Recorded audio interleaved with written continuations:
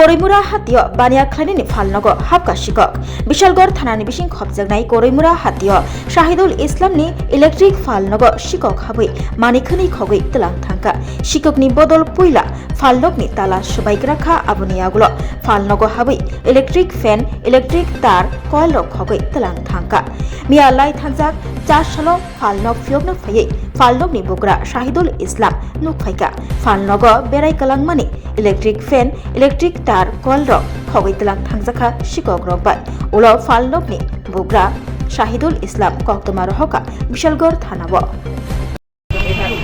কি হয়েছে কালকে রাত্রেবেলা আমার দোকানও কাজ বেশি ছিল। আমি রাত্রেবেলা প্রায় 10:30 আমি দোকান বন্ধ করে গেছি।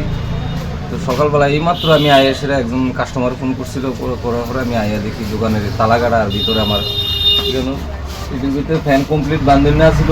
যেন আপনার ফ্যান যে বান্ধি কয়েলের বোবেন্ডিয়া ছিল, এরপরে নিচে কমপ্লিট 10-15টা তারা ছিল। এখানেও ফ্যান আরও 10-15টা আমি রেডিমেড বান্ধা রাখি, কাস্টমার আইলে যাতে সঙ্গে সঙ্গে দিয়ে নিতে পারি। এটি একটাও নাই, সব কিছু লেগে গেছে। কোনখানে আপনার দোকান? আমার দোকান এটা করিমুরা বাজার। কি নাম?